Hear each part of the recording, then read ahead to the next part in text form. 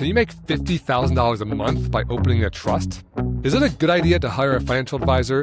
And should you merge your Roth with your work Roth? Let's find out.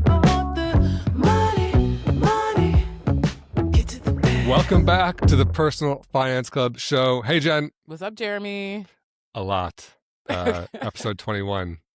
That's Crazy. A good number. I know. We made that it. means we only have 979 to go before we hit 1,000. It's going math. fast. That's good Thank math. you. So once upon a time, we tried to guess each other's celebrity guesses, and I didn't guess this person, but this man is about to scale some building in Taipei, I believe. Yes. So you decided to make By about to, you mean it happened 2 weeks ago or a week and a half ago. Oh, yeah, that's right. They know we recorded in advance. Yeah, when we're recording this. Yeah, and everyone is saying how dangerous it is to climb a building. Mm-hmm. And so this morning on the way to work, I was like, you know what? I'm going to prove them wrong, and I'm going to show how safe it is to climb a building. And so I made a little video of myself scaling the side of, my building's only 4 stories tall. So, he's climbing like Taipei 101, which is 100 stories tall. If he dies, by the way, we're going to have to delete this episode. This is Imagine. No, he won't. I don't think he will. I don't think so. It's happening like right now, right? No, it's happening at 5 p.m. Pacific Are you going to watch? Heck yeah. Okay, that's your boy. Yeah. It's so funny because between episodes, I looked at my text and my best friend has sent me this post because Jeremy is the wild, wild west on Instagram. Like, I don't know what I'm going to find when I go into his stories. I'm just like, oh my gosh. So I get on Instagram, I see Jeremy. I think, did you make the thumbnail like something ridiculous on purpose, or was that an accident? Because I feel like the thumbnail was you like kind of like with your leg up. I was like, what is he doing? The thumbnail is a legitimate, so just to fill everyone in the joke, like I attempted this, free solo the side of my building and made it about 6 inches off the ground from jumping once. Mm-hmm. Because while if you can climb a building, it's probably very dangerous to climb a building. But if you can't climb a building like me, it's extremely safe. I went nowhere. And so I thought that was kind of the absurdity of how safe it can be to climb a building if you're like me and can't get off the ground at all. Yeah, but no, that was now you're like midair. So it's a legit thumbnail. That was me. I had 2 people in the comments already ripping on me for having a low vertical. I was like, that was my max vertical. And it's funny because you're so tall. Little hop. I know, that's true. I'm very tall. I could probably reach about the 2nd floor just from jumping. Oh God, that's good stuff.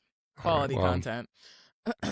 Let's hope everyone already knows who's listening to Alex Honnold successfully completed it.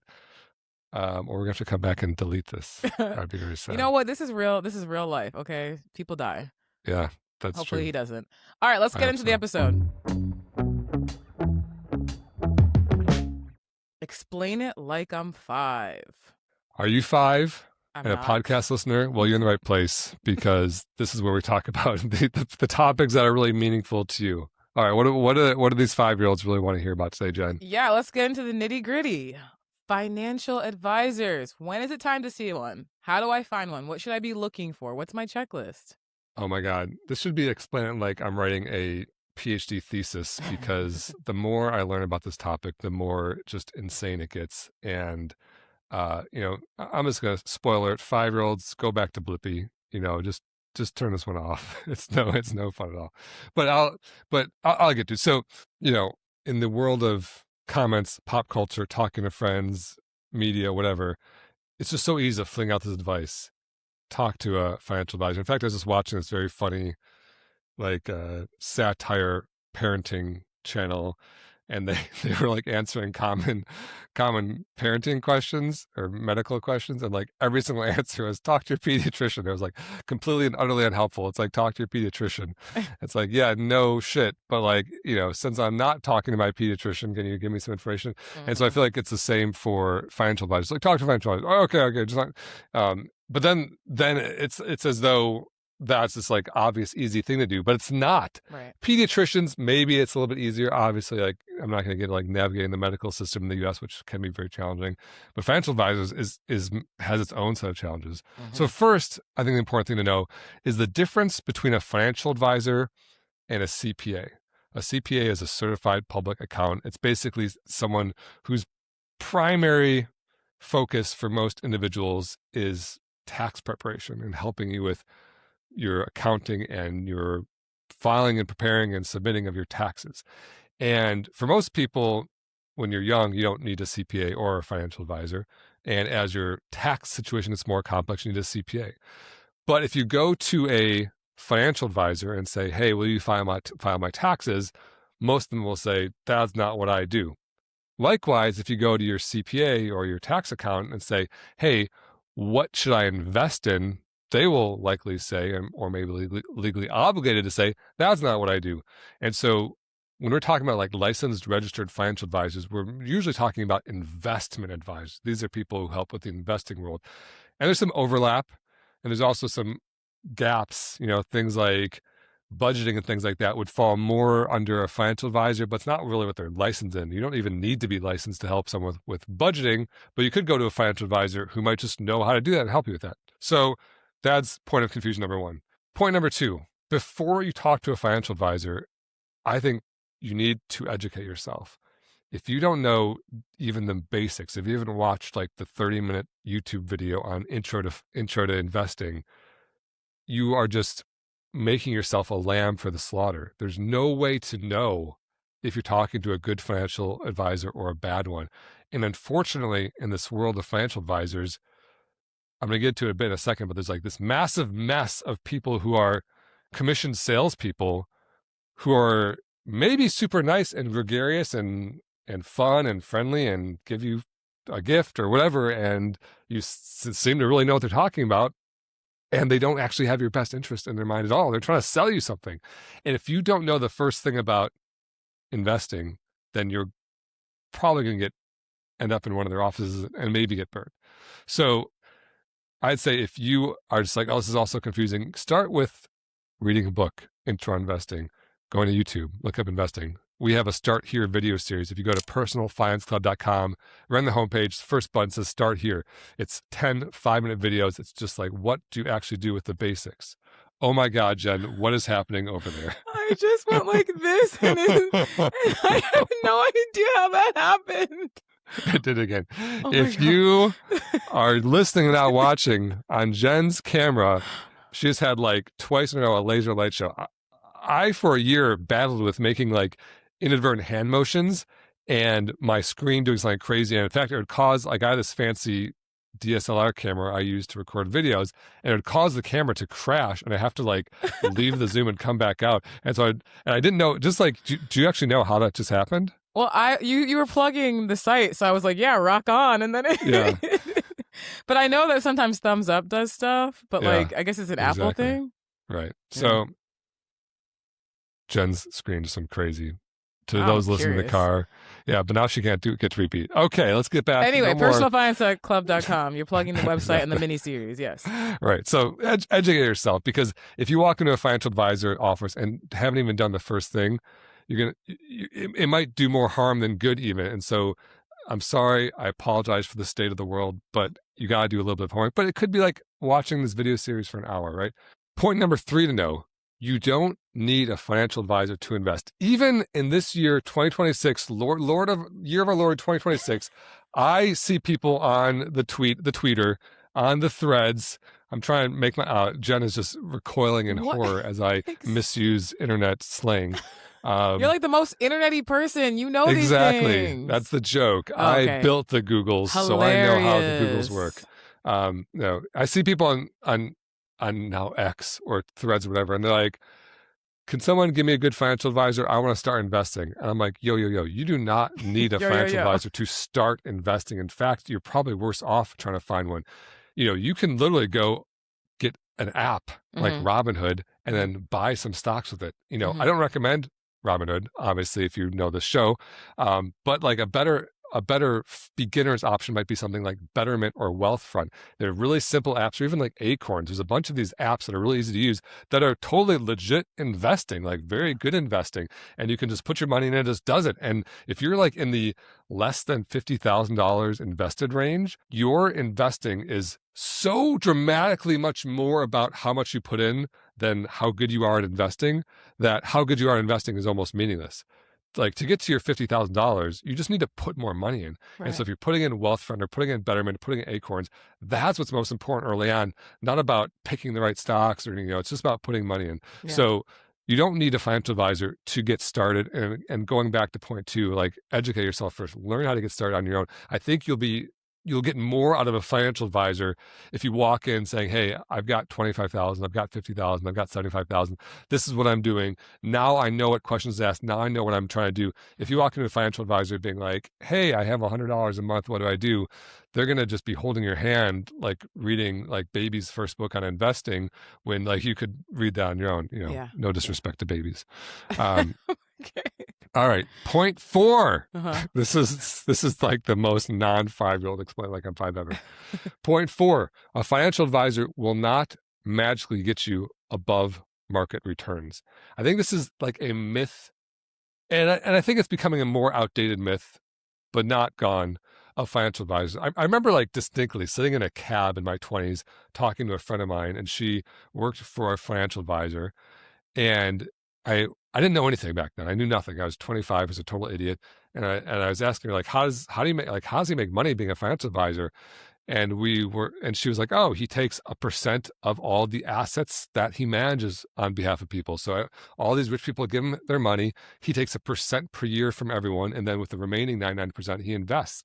And I said, something like, doesn't that hurt?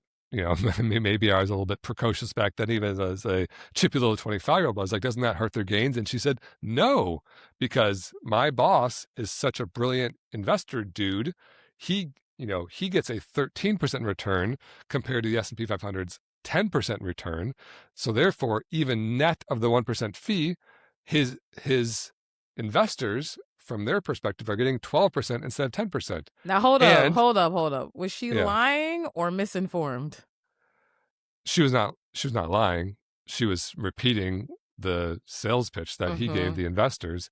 But only because you're the co-host of the Personal Finance Club show do alarm bells go off in your head and be like, wait a minute, this guy just magically gets better returns every year. Mm-hmm. And because Jen, the answer is he doesn't. That's Right. not true. Mm-hmm. Financial advisors don't magically get better than market returns, like study after study after study after study. So if you are paying your advisor 1% per year and your expectation or your hope is they're going to pay for themselves back through better returns, that's not going to happen. That's not what they do. That's not how it works. Any individual advisor wearing a suit and tie, sitting at his computer, can't take your money and magically get better returns than the return of the total stock market. That's just not how it works. Of course, we don't need to get into the whole thing. People can short term sometimes get lucky and beat the market over short periods of time, but don't pay a fee expecting to get better returns. That's not what a financial advisor does. So, what does a financial advisor do? They can answer questions for you about your plans. So they can look at portfolio review. So, for example, if you are that person who got to $50,000 and said, am I buying the right things now? They can look at that and answer your questions, see if you are making mistakes. They can answer questions like, am I on track to retire, that are more complicated and include things like Social Security and pensions and insurance and cost of living changes and inflation, all these moving pieces, the date you retire and other sources of income that maybe is complex enough for you not to feel confident on your own. A financial planner can help with that. They can help with investing tax topics. While they won't be filing your taxes, they can help with things like, hey, should I be doing Roth conversions this year? What should I do with this inherited IRA? Should I be selling some of my gains? Should I be doing tax loss harvesting? Investment or tax return or tax topics as they relate to investing generally. They can do an insurance review. Do you have enough life insurance for estate planning? We talk about estate planning a lot, basically a plan to get your assets to your kids or your beneficiaries or your charities upon your death. They can help with that. And they can help answer the question, what am I missing? A lot of times, even me who does this kind of for a living, I would probably benefit from having a financial advisor just like have an expert second set of eyes. And, at my scale, I've got, $6 million or so net worth between real estate, different investments, cash, all this stuff. Having an expert set of eyes, paying them $500 or $1,000 or whatever could easily save me that much just if they catch a mistake I didn't know about. And so that's the kind of things that you should be thinking about. What can a financial advisor do for me? Not they're going to beat the S&P 500 for me, because they're not. Mm-hmm. Okay. that was like the big lead in. Jen's just like over here I'm on the making edge of my hand signals seat. on the edge of your seat. Okay, so when you asked how do I find one, what should I be looking for? It's very, I can't just tell you how to find a good financial advisor. A lot of it has to do with their expertise, with their personality, how well they mesh with you. But what I will say is it's really, really important to know how they make money. If you're looking for one thing, it's look for that. And because financial advisors make money in one of three main ways. Number one is commission-based financial advisors. This is also kind of more officially called fee-based. And these fee words are so confusing. Everyone gets confused by them. And so I'm going to try to make it clear. Fee-based means they charge commissions. They get a piece of the action when they convince you to do something, not to be confused with the very similar sounding fee only. These are the stupidest terms. Like the whole financial advisor industry needs a new marketing person. But fee-based and fee-only are kind of opposites. Fee-based means they get commissions. Fee-only means they don't get commissions, okay? So fee-based means if I walk into a fee-based financial advisor, someone who gets some commissions, they're going to sit me down and they're going to see me as like a plump chicken who's ripe The for the chicken's plucking. back. Here I know, she is. and they're going to say, have you thought about your life insurance? And I'm going to say, Burgle? And they're going to say, well, you can borrow against the cash value. I'm going to say, Burgle. And because they only make money if I buy the things that they're selling or the things for which they get a commission for, whether it's investments, insurance, whatever it is. And it's such a massive, mind-blowing, dizzying conflict of interest that someone whose job is to help you with money makes money based on what they convince you to buy. Like it's like the most like orthogonal or, not even orthogonal. No. I threw that in just for you. She hates that word. It's the most direct conflict of interest. It's like two arrows, where they have the exact opposite interest of you, right? And in other countries, I think in the UK, it's not even legal. They're not allowed to earn commissions because it's such a conflict of interest. They're smarter than us. And how do you tell if an advisor is commission-based? You ask this question: how do you make money?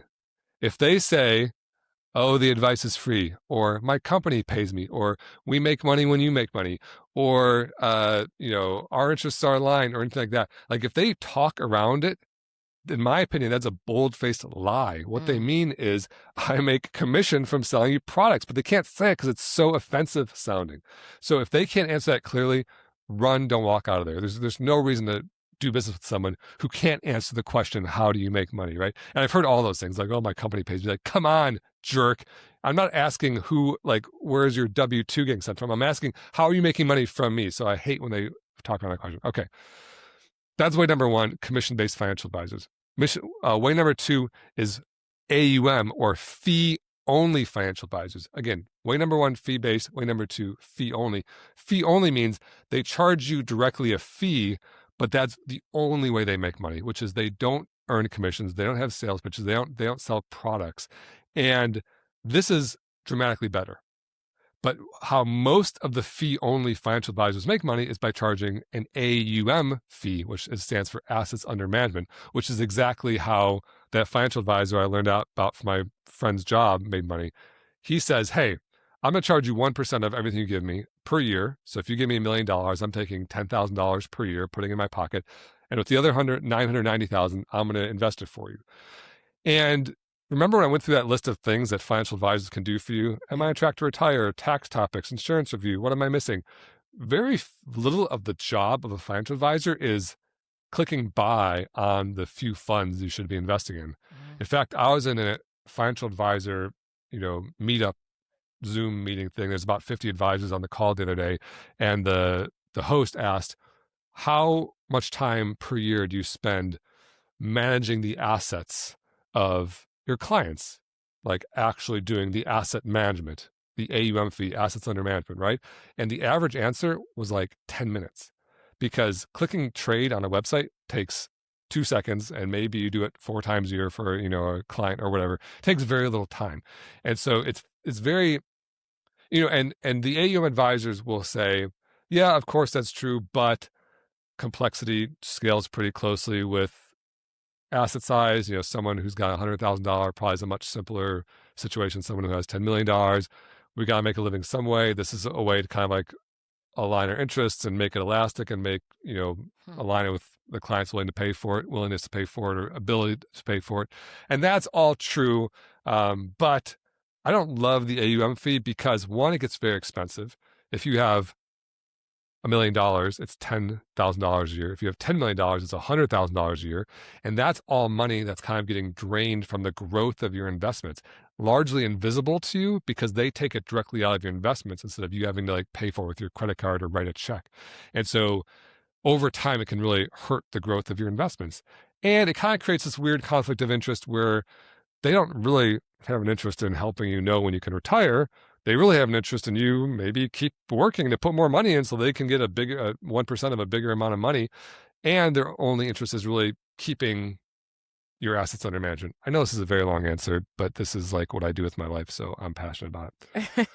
Okay, so that's way number 2. Way number 1, commission-based, I would say always avoid. Way number 2 is AUM. Way better, but it might not be right for your situation. I'd say it's often better for older people. That 1% kind of makes less of a big difference if you don't have 50 years of investing in front of you. And the AUM advisors will only really work with you if you have at least 6 figures. Some people, sometimes, well into the 7 figures. I know a few advisors who won't talk to you unless you have $2 million. They don't even want to work with you. You have $250,000. And so if you have $50,000 and you want to go pay 1% per year, they're going to, be very nice to you and then kick you out the door. All right, and then the third way is what I call a flat fee financial advisor. So fee-based means they charge you commission. Fee only means they don't charge you commission, but they probably charge you an AUM fee. And then the last way is flat fee. Flat fee means if you go to a financial advisor and ask them, how do I pay? Or can I pay you with a credit card? Flat fee advisors will answer, yes. Everyone else will answer, no. The AUM advisors will usually be very transparent and say, hey, I charge 1% of your assets. It's worth it because I help you avoid mistakes and provide planning and yada, yada, yada.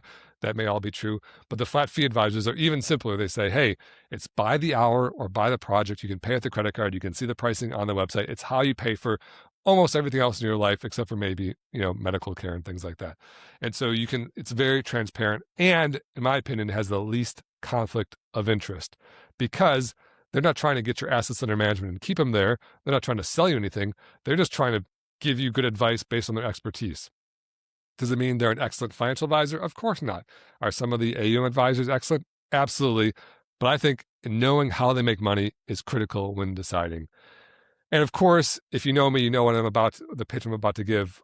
I gave that whole rundown and pitch for years when people asked me what Jen just asked, should I see a financial advisor? Which one should I see? And I gave them this pitch, and usually what they'd say is, oh yeah, the flat fee, that's what I want. I want a flat fee advisor. How do I find one of those? And my answer was always, I have no idea. They're very hard to find. There's a few. They're very busy. It's a very fractured market. And so a couple of years ago, Vivi, Shane, and I, my 2 former PFC employees, friends, co-founders, started Nectarine, which is a flat fee financial advisor marketplace. So if you've think you're ready for a financial advisor, you've gotten your education, you want to ask some specific questions, you can go to hellonectarine.com, see everyone's prices, sort by reviews, sort by availability. You can book an hour at a time, you can book a plan, or you can book a ongoing relationship with a dedicated advisor who's going to have your back always. And I think it's the right thing to do, which is why I love doing it. Woo! I know Jen is just, she's got a little. We should end the episode here and just be like, this is the episode. She's got toothpicks keeping her eyes open. No, that was a really great answer. Very thorough. And if you're listening to this podcast, then you want a thorough answer. So we make no apologies here. I listen to this podcast on my commute, and it seems to go pretty fast. I feel like when I originally dreamed of this podcast, I said, let's keep it to 20 minutes so it's really punchy. But I don't know. As long as we're having fun, I think the longer episodes are fine. I listen to this podcast because it's my job, and it still goes by fast. Yes, it's my job. You don't like it? I hate listening to myself talk. No, I'm just kidding. Okay, let's move on to our next segment. Money. Can I ask a dumb one? Yes, you can. Is it a dumb person? No. It's a dumb answer. Well, after that answer, you're definitely not the dumb one. Oh, no. Okay.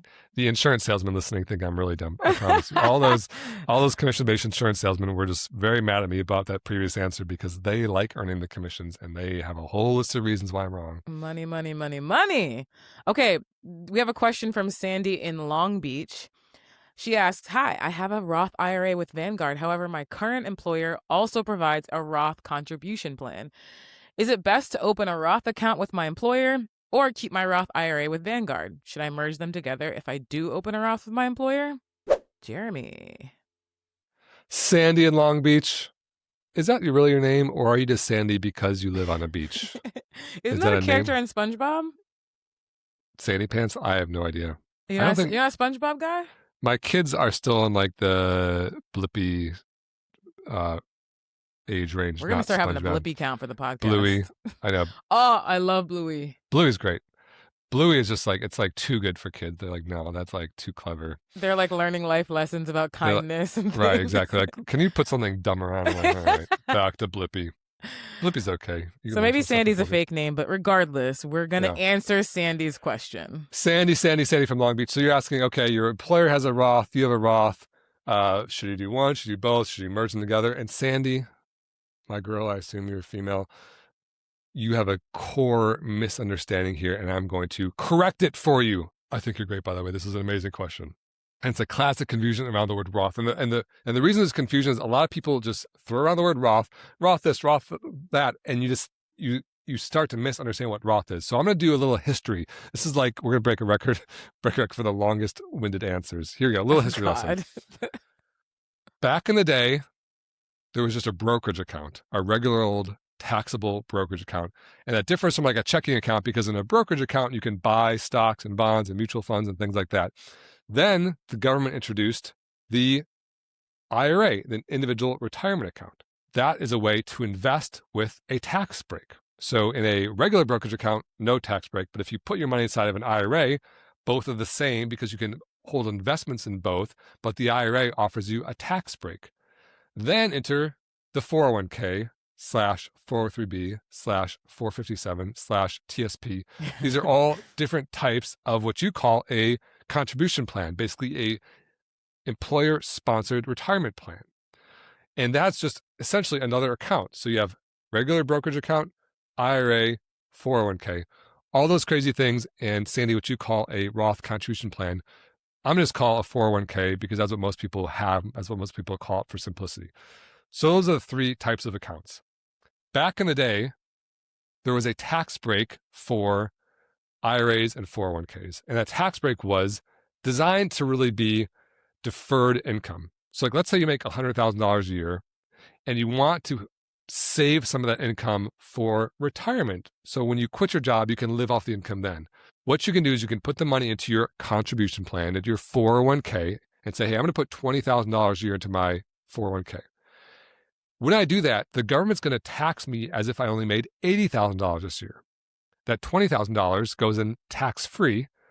Then when I take it out when I'm 65, 59 and a half or above, whatever it is, then I pay income tax on it then. So you're deferring the income tax from now until later. That tax break is called the traditional tax break because that's how it started. The tax break was meant to defer your income so people could keep some of that income for later and take it out then and basically use their income later instead of using it now. Plus, it gets to grow along the way through the investing, which is what we always talk about. That is the tax break. That's the traditional tax break. But in 1997, Jen, you were 11. You remember 97. I was 16 or 17 or something, depending on what month of the year it was in 1997. I was probably a junior in high school, pretty fast kid back then. But 1997, the Taxpayer Relief Act of 1997 was passed to introduce a different type of tax break for your IRA. It introduced the Roth IRA. So you had a traditional IRA and a Roth IRA. And the new tax break is that you still pay tax on all of your income this year. So let's say you make $100,000, you pay tax on all $100,000, but on your post-tax money, let's say you've got $75,000 left over after you pay tax, and you put $5,000 into a Roth IRA, that money is never taxed again, and you don't have to pay tax on withdrawals. And so this senator, what was his name? something Roth. William Roth, Oh, it's Senator. a name?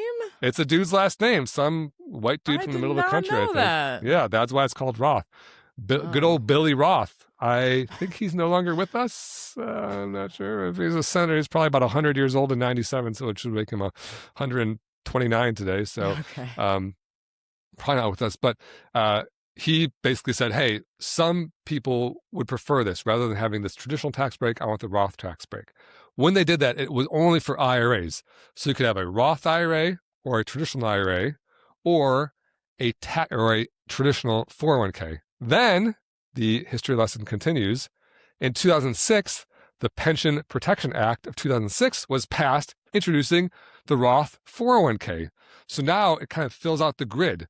On the top, if you're picturing this in your mind while you're driving, try not to crash, but on the top, or the horizontal axis, you've got accounts, IRA versus 401k.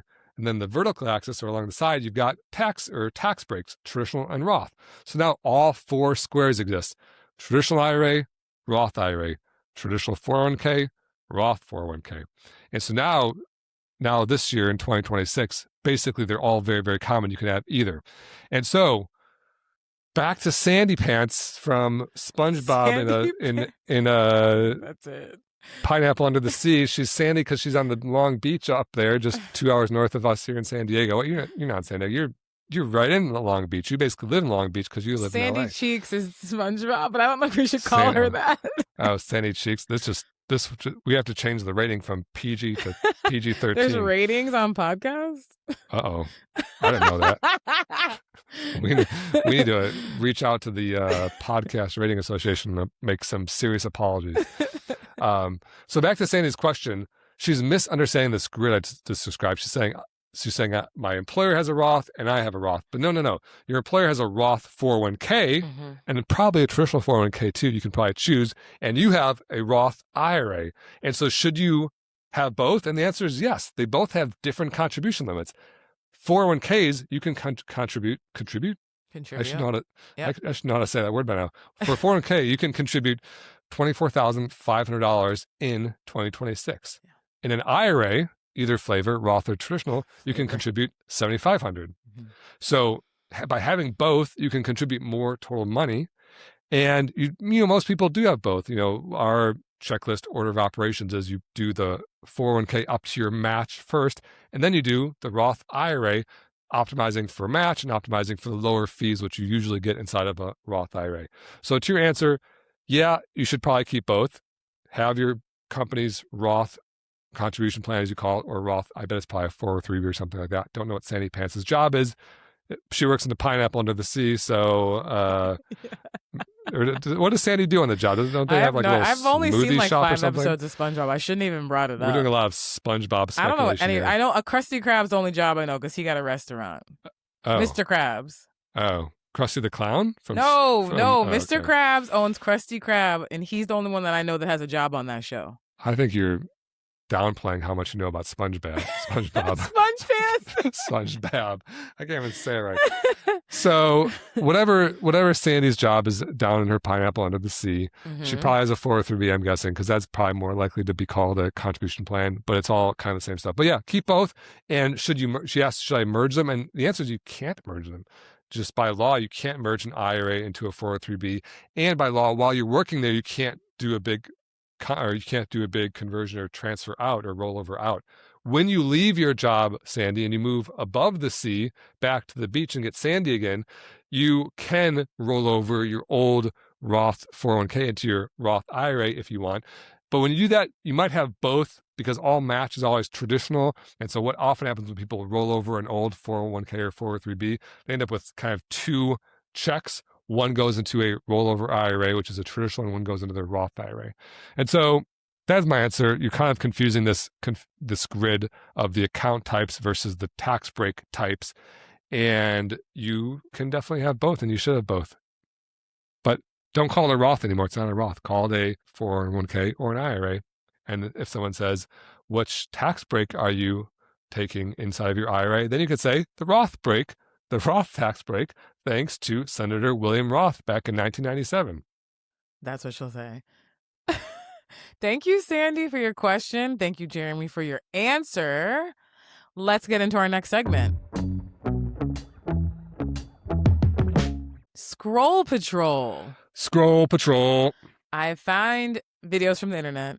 I make Jeremy watch them. I make him react in real time. He has no chance to prepare. So we're going to click on this video. He's already laughing. And no, I'm not laughing. Okay. We're going to watch this video together. You don't need a job anymore. 50 grand a month is about to be your new normal.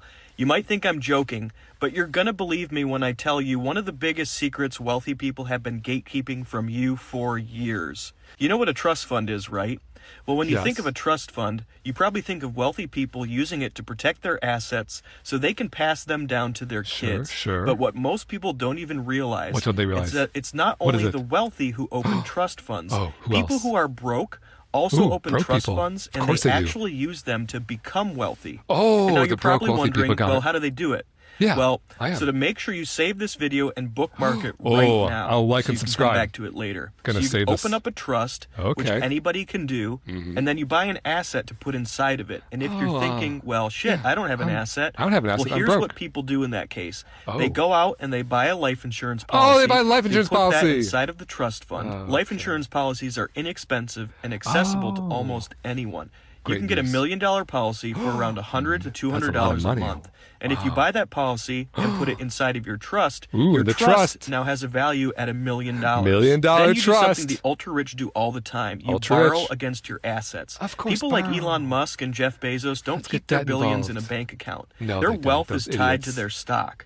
So when they need money, they go to the bank, they borrow against their stock, and they use it as collateral. And you can do the exact same thing with your trust. Just like Jeff Bezos. Because your life insurance policy is inside the trust, and you can borrow against its value. And what do smart people do when they borrow money? Well, they invest. They buy businesses. They buy small franchises. They partner with other investors and purchase apartment buildings and commercial real estate. And once those investments start producing profit, they use that profit to pay off the loan they used to acquire the asset. That's just good business. And once that debt is gone, the businesses don't just disappear, they keep the cash flowing. At that point, you're financially free, and you actually start building generational wealth for your family. And this is just one way people become wealthy that most of us never hear about. Another way is flipping virtual real estate. Yes, digital assets. You can acquire virtual real estate for as little as $7 and flip it for $200 or more in about 15 to 20 minutes a day. And you don't need to post content or show your face. This is a brand new trend that leverages AI and one of the easiest ways to make money online right now. If you want to learn how to do this, just click on my profile, check out the link at the very top of my bio, and I promise you, once you look at it, you are going to thank me later. My God, Jen. My God. I can't wait for the score. I hope my reactions synced up with the video for that, because I know I was talking over him a lot, but my God. So full disclosure, I cheated. I'm a cheater. I'm a liar. I'm a fraud. What happened to that integrity? Zero integrity. And now I'm in good company with someone else with zero integrity. But like, my God, we have to talk about this video. But yeah, I sent this video to you because I was having multiple people send this to me, and they're like, wait, how do I do this? So to summarize, you're broke, meaning you have $0. You go open a trust, which, by the way, like, this whole video is just like going to ChatGPT and saying, can you make me an AI slop video of all these confusing financial terms, put them into one nonsensical stream of insanity, and then market it as a $50,000 a month income stream? Like, it was the craziest thing I've ever watched. And this video on social media has like 30,000 likes or something. People are like buying into this. So just to like recap, if you want $50,000 a month and you're broke, what you do is you open up a trust, which is just an empty old, entity in which you can hold things. So if and a trust is nothing. People like hear the word trust, they're like, oh, trust fund, millions of dollars. No, it's nothing. It's just like an empty bucket. It's like you have a bucket of your own name, and so I can put things in my own bucket, or I can make a bucket of a different name called a trust, and I can put my stuff in that bucket. So it's just a different bucket you can put stuff in. Other than that, it does almost nothing other than basically help control who owns that bucket. So you get an empty bucket. Then you buy a life insurance policy, of course, life insurance for $100 a month. And then your bucket's worth $1 million. Then you walk to the bank with your trust bucket with $1 million life insurance policy and say, hey, give me $1 million in cash. I'm good for it. See, I've got, 5 minutes ago, I was broke with $100 $100 a month life insurance policy, but give me $1 million. Then I'm going to buy a business and, for my $1 million, and that's going to pay down the debt. And then the debt's going to be gone. Then I'm going to have this business that's going to be paying me $50,000 a month. How great. And then, we just transformed into a different stratosphere. You take $7. I don't know where the hell 7 came from to buy a digital asset. Then you use AI somehow. I literally don't even know what the hell this guy's talking about. You should sign up for he has a link. You can sign up. Oh, sure he does. I actually should go to that. I like clicking on these scammers links and just going through the insanity. But, put your $7, 15 minutes, then you have AI and you get $200. Of course, everyone can. What's that? I'm going to do the math real quick. I can't do this. It's defined by 7. So 200 divided by 7 is, you just 28x your money in 15 minutes, Jen. It's that easy. Super easy. I could 28, I've got $6 million. I can just go buy, instead of $7, I'm going to buy $6 million worth and multiply by 28. And then I'll have $168 million. And guess what? If I do it once more, I'm maybe a little bit tired. It took 15 minutes. I'm going to do it once more. It's going to take me a whole half hour. We'll call it one SpongeBob episode worth. I'll have $4.7 billion. So based on this guy's AI strategy of buying digital assets from $7 to $200, I can get to $4.7 billion, one sandy pants SpongeBob. This is the stupidest thing. I don't really like to make sweeping statements, but I think this is the stupidest thing I've ever seen. Wow. Let me tell you how this is going to go. I'm broke. Go open a trust. Sure. Trusts are legal documents. How are you going to open a trust? You can go to a lawyer. They'll probably do it for you. If you find a cheap lawyer for $1,000, maybe $2,000, you can do them online. Maybe get an online trust for maybe in the $500 to $1,000 range. Okay, now I'm $500 low. All right, now I'm going to go get a life insurance policy for $1 million policy for $100 a month. That might track if it's a term policy. If you're trying to get $1 million death benefit and have some cash value that you can actually borrow against, like he assumes, then you're not going to get it for $100 a month. But he said 100, 200. Let's say you can get a $2 million or $1 million life insurance policy for 200, which I don't even believe you can. You're going to go buy it, put it inside in the name of your trust. Sure. So now you have a trust with a life insurance policy named as the beneficiary for some reason. Then you're going to waltz into the bank. I can't see a bank on my window, but I think there's a Bank of America around the corner. I'm going to waltz into the bank with my trust document and my insurance policy and say, I'd like to speak to a banker, please, about a loan. I'm going to sit down and the banker says, oh, you heard about loans? I say, yes, I would like $1 million loan because I have this trust with this $1 million death benefit life insurance inside of it. Please loan this to me against this asset. Then the banker is going to say, what are you talking about? You don't have anything. You have nothing. You have a death benefit contract and you're alive. You have nothing. Your cash value in that policy is zero today. It's going to be, if you're paying $200 a month for a death benefit, it's going to be zero for years before there's anything. You literally will get laughed. I mean, the banker's probably not as big of a dick as I am, but this whole fiction this guy's created crumbles because you can't borrow against this nonsense he just created. It's just total and utter nonsense. It's just literal AI, what's the word? AI slop. It might even, I don't know if this is a real human or not. I know he has hundreds of thousands of followers, which is a crime against all personal finance honest creators, that this guy is actually doing well when he creates total and utter trash like this. 450,000 followers. Yeah. He has almost 500,000 followers. Maybe he's even bigger on TikTok. I don't know. But this is honestly legit scam trash. I haven't clicked on his link, but anything that this guy is saying or selling or buying, I don't know if he knows it or not, but it's just literal, total, utter nonsense. Do not do this. I give this an F. We are all stupider for having heard of this. Cue the, Billy Madison. That's the stupidest thing I've ever heard. Famous. You know that clip? I think so.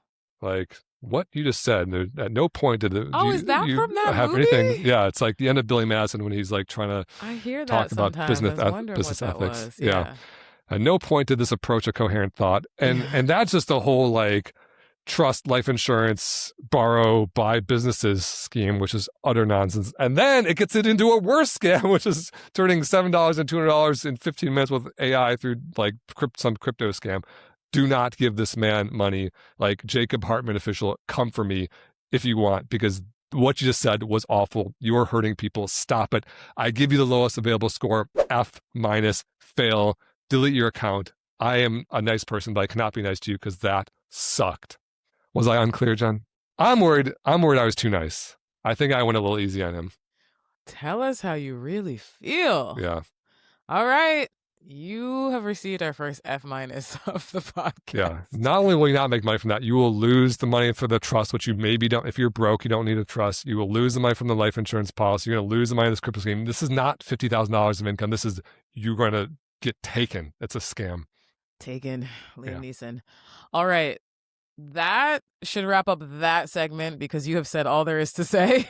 Let's get into our next segment. Money.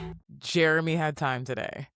Man, do I have time today? Because this is a long episode, and this one will be maybe medium. Like, what do I have time for today? The time. Okay, so we're back on your Instagram. You posted about the best index fund. Why don't you explain the chart that we're seeing, and then I'll read the comment.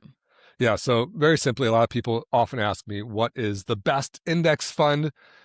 I always say buy and hold index funds. A very obvious, normal, natural question to ask is which one's the best? And the answer is there really isn't a best index fund. That doesn't really make sense because index funds all kind of are designed to do the same thing. And so this is a chart of the 12 most popular U.S. index funds. They vary by, some are mutual funds, some are ETFs, some track the S&P 500, some track the total market, some track like 1,000 stocks, like something in between. Different providers, Fidelity, Schwab, Vanguard, BlackRock, State Street, as diverse a group of U.S. stock market index funds as I can really find, at least as relating to like a total-ish stock market index fund. And the chart basically lays them all on top of each other, saying, it doesn't matter if you buy VTSAX or VOO or SPY or VTI or ITOT or IVV or FXAX, all of these are going to perform about the same. Don't worry about picking the best one. Just pick one that works with your brokerage, that's low cost, and stick with it. And then this commenter said, FNILX, or as I like to call it, FNILX, has zero expense ratio and as good as FXAIX, which is FSCAX. Jen just tried to say FXAIX. Exactly. How would you say that? You put a Z in there. There's no Z. Yeah. Yeah, VT Sax, you can kind of say ITOT, you can kind of say VOO. Real cute. SPY, VOO. But these ones, man, ITOT might be my favorite. ITOT. Okay. ITOT, yeah. The latest Apple project. Get some ITOTs. Yeah. The latest Apple project. You should get some tater tots. Yeah. Delicious, by the way. I love me some ITOTs. Okay, so I feel like we need to find some more mean comments because everyone's really nice. And and this commenter is right. FXAIX, which is one of the ones I have on this list, has an expense ratio of 0.015% per year. Expense ratio means of all the money you put in, the fund withdraws to cover their own expenses and profit margins and everything, 0.015% per year, and then the rest of it continues to grow for next year. FNILX has a 0% expense ratio, and it's actually was kind of a little bit groundbreaking because Fidelity released these 4 big index funds that had a 0% expense ratio, the first ones in the industry to do it. And there was kind of this like race to the bottom, and they said, let's just go all the way there until there's actually one that has a positive expense ratio where they pay you for putting their money in, which I think might technically be possible. I don't know. So what's the difference? As shown in the chart, these are going to perform nearly identically because they both have extraordinarily low expense ratios. I say anything under 0.2 is very, very low, and 0.015 is more than 10 times lower than the bar for low, so it's extraordinarily low. And of course, 0 is 0, but they're both close to 0. Mm-hmm. And so I did a little analysis. If you invest $500 a month for 50 years, this is people yell at me when I say 40 years. I'm going to go even longer to exaggerate the difference between these two, right? Do it for 50 years. You do it from 25 to 75, your entire adult life, essentially. And you're either paying at 0% or 0.015% fee, this makes a difference. It's based on a 10% total return. So if you get all 10% and don't pay any fee, after 50 years, you'll have $6,983,451. If you're paying the fee, you will have $6,946,006. And so, Jen, what's the difference between those two numbers? You like just heard me say it. What'd you say? Was it like 50,000? Actually, that's incredible. Good job. Yeah, it's like, I'm just looking. It's like it's a little bit. It's like 37,000. But yeah, it's the fact that you got to the right digit is pretty incredible. But as a percent, it's only 0.5% difference. And so, and this is 50 years out. Everything's perfect. Yada yada yada. And 0.5% is like a slow day in the market swing. If the market goes up or down 1%, that's kind of like a little bit of a volatile day. 2% is like probably going to make news. 0.5% is just like a slow day. And so, paying this fee for 50 years and you're like one day in the market, it's nothing, right? So that's the dollar amount difference is virtually nothing. The difference to your life is exactly nothing. You're not going to know the difference in 50 years from now. It's like, yeah, would you like to have the extra $37,000 when you're 75? Sure. But so many other things are going on in your life. You've like bought and sold houses, you moved, you're taking some money out, you blah, blah, blah. Like it's not even a real $37,000, right? This is just like showing the math on the difference it makes, which is almost nothing. Okay. So here we go. So, this commenter saying you might as well go with the lower one. And my answer is like, should you? It's going to make almost no difference. All things perfectly equal. Sure, why not go with the lower one? If you can pay a little bit less, might as well. Even if it's pennies, why not? But Jen, I need you to get the nuance cannon out. Do you have the nuance ticker tape parade? Well, the kicker is it's very quiet. That's why you guys haven't heard it, because it's the nuance cannon. Do you have the nuance slide trombone? Do you have the nuance hydrogen bomb? Because here comes all the nuance. And before, anytime I bring out the nuance cannon, what I say is, it doesn't matter. None of this matters. Just pick one, go with it. Does not matter. Like, turn off this podcast, go outside, touch grass, go outside. It doesn't matter. But if you're on a car ride and you want to hear the end of the show, I'll say it. Okay, here we go. I'm going to break down the difference between these two to see how similar they are. Holdings in FXAIX, FXAX is 508. Holdings in FNILX is 513. Technically, FXAX tracks the S&P 500, and technically, FNILX tracks a proprietary list of large companies, which is almost the exact same companies down to like a small few at the bottom, right? And so their performance will be functionally identical. The expense ratio we already talked about, tiny difference, teeny tiny difference. Even zoomed in over 50 years makes almost a day's trades in the market, right? Net assets, that means how much money is in each of these. In FXAX, the higher expense ratio one, they have $740 billion held in this fund currently because it's a lot older. In FNILX, it's $16 billion. So there's 46 times more money in FXAX than there is in FNILX. Some smaller funds run the risk of being shut down. What a lot of companies do is they introduce like a whole slew of mutual funds. They see if any of them like get any traction. If some of them underperform and don't have any investors, they shut them down, and it can force you to realize any capital gains. So they just say, hey, this fund's going away. Here's a tax statement saying everything got sold, and we put you into this other one.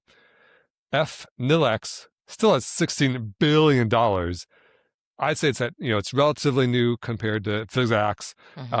It's relatively small, but it's still pretty big and pretty old compared to a lot of mutual funds. I'd say the risk of it closing is around zero because Fidelity has kind of hung their hat on having this zero expense ratio mutual fund now. Distributions are when do you get the money paid out from all of the dividends collected inside the fund. So both of these funds own 500 stocks. In the big stocks, many of them, probably 300 or 400, so I'm guessing, I didn't look that one up, but most of them pay dividends. So for example, if you own AT&T, every month or every quarter or whenever, they're going to pay you some cash, deposit it directly to your account just for owning the stock. That's called a dividend. The funds that own 500 stocks collect all those dividends, and then by law in the US, they're required to pay those dividends out to you at least once during the year. FXAX pays them out quarterly, April, June, September, December. At the end of every quarter, they cut you a check for the collected dividends of all those stocks inside. FNILX, the 0% expense ratio fund, pays it out annually. The difference has nothing to do with the total growth. They'll have the exact same total growth, assuming you're reinvesting dividends. If you're not reinvesting dividends and you're holding the cash out, it might impact it a little bit because you're getting the cash sooner. But assuming you're reinvesting the dividends, you're keeping you're taking the cash and buying more shares of the same thing. The growth will be virtually identical because that's what's happening inside the fund. They're reinvesting it internally, and then the day they pay out the dividend, they sell, adjust the share price, and the dividend gets paid out to you. It might have some impact to your lifestyle if you are retired and you like getting a quarterly check rather than one big one in December just for your own personal cash flow reasons. That's a little bit of a difference. And then the final difference I'll mention is portability. And there's a lot of people are like, oh, you can't transfer FNILX. I really read it carefully. I couldn't find that. So what I did is I actually went to my Vanguard account and I opened it up, clicked trade, clicked buy mutual funds. I typed in FXAIX, FXAIX, and it lets me trade it for free. It's one of these really popular mutual funds that even though it's Vanguard, it lets me trade the Fidelity mutual fund for free. So no buy fee, no trade fee. It's not guaranteed for the future, but that's what it's doing today. And that means if I am unhappy with Fidelity for some reason, and I transfer my account from Fidelity to Vanguard, I can do an in-kind transfer. That means it takes the actual shares of FXAIX and moves them into my Vanguard account. That means I don't have to sell anything to move between accounts, which is a good thing because it's not going to force me to realize a capital gain if I don't want to. FNILX, the 0% expense ratio, Fidelity doesn't allow that. They don't allow it to go with any other. And I demonstrated that to myself because I went to try to buy it in Vanguard. It said, nope, not available, can't do it. That means if you are with Fidelity and you want to transfer your account to Vanguard for some reason, FNILX will have to be sold. You have to sell all the shares inside of Fidelity and then just wire the cash over to Vanguard. And does that matter? There's still in nuanced canon territory. Are you really going to be, transferring it? And it doesn't matter at all inside of an IRA, for example, because IRA, there's no tax impact. Maybe it matters a little bit because you have to deal with the hassle of selling it and rebuying it on the other side. But generally speaking, it doesn't matter at all. Inside of a brokerage account, a taxable brokerage account, you would have to sell your stock, sell your mutual fund, move it over, and then potentially realize a gain or a loss, a tax consequence. You may not want that. You're not a huge deal. This is all kind of like barely moves the needle kind of stuff, but they're all all those things except for the expense ratio tilt towards FXAIX. More net assets, more often distributions, better portability, better tradability on other brokerage websites. So to this commenter saying, might as well go with the 0% one. Yeah, maybe, I think actually when I invested inside of the custodial accounts for my two kids, I chose these 0% expense ratio funds. I was like, yeah, might as well. I'm planning to be with Fidelity forever and don't really care about distributions because it's all getting reinvested. Go nuts. But it just doesn't matter. It's all nuanced canon. Just buy whatever. That's the whole point of this. Nuance the canon. nuanced slide whistle. We have a whole nuance band coming. We're gonna have a nuance marching band. I love it. We're getting real musical over here. Okay, so we're Team FXAIX. Long way to say all that. Yeah, exactly. Social media. I like the podcast because I can go on a rant and you're forced to listen because you're in the car. And what else do you do? Listen to Choose FI. Good luck. You've already gone through all those episodes. If you're down Jeremy. Sorry. What? Did I speak over you? What were you saying? You're fine. I just love that you think that they can't fast forward. No, if they're already down to our podcast, they've listened to all the good podcasts. They're stuck with us. I'd say if they're an hour in, they're probably going to just be like, you know what? I've made it here. They're like, why is this episode an hour? Why did he say it's so important? And then they're going to realize they got to this point in the episode, like, oh, nothing. Although he did really yell at that one social media guy. So this is the juicy stuff. This is a great episode, Jeremy. Yeah, good. Yes. We're at the end. But the takeaway isn't FXAIX is better than FNILX. It's that it doesn't matter. Just nuance canon. One. Even if you transfer to sell, it's not the big of a deal. The big deal is putting more money in. That's put more money into either one. Doesn't matter. If there's one thing about you is you're consistent. Thank you, Jennifer. I'm like a sociopathic robot. Not my government name on the podcast. Full government. Are they gonna be able to look you up now? No one could have connected that. Why do they call her Jen? Is it short for Genevius? Yo, the amount of people who are like, is it Jennifer? I'm like, yeah, most are. I know, shockingly. All right, cool. That was a great episode. Thank you, Jeremy, for dropping all of that knowledge. This is free. Free, guys. Crazy. Come back next week. We're gonna do it again. Thank you for listening. Subscribe to Jen's OnlyFans, though. That's how she's gonna. I was talking to an older woman this week, and she said fans only, and I lost it. Andrea exclusively calls it fans only. One of my big regrets in life was not registering fansonly.com the day OnlyFans came to be, and putting a drop shipping site for ceiling fans, and just all links to Amazon, and just selling fans, and just having. Bro. I think you have a very lucrative business selling fans on fansonly.com. The scamming continues. Damn. Guys, come back next week. I'll try and rein Jeremy in. I'm sorry. Oh my gosh. Never. It's going to get crazy from here. Tell us the 2 rules. All right. Thank you guys for joining. And remember the 2 rules of building wealth. Rule number 1, live below your means. And rule number 2, invest early and often. The Personal Finance Club show is produced by Jeremy Schneider and Jen Mundia. Music by Esabalu and Homie. Send your questions to podcast@personalfinanceclub.com. The Personal Finance Club show is co-hosted by Jeremy Schneider, who is a co-owner of Nectarine, an SEC-registered investment advisor. The views expressed on this show are those of the hosts and guests and do not necessarily reflect the views of Nectarine. Please refer to hellonectarine.com for all relevant disclosures. This podcast is for informational and educational purposes only and should not be construed as personalized investment advice or a solicitation to buy or sell any security. Listeners should consult their own financial, legal, or tax professionals for advice specific to their situation.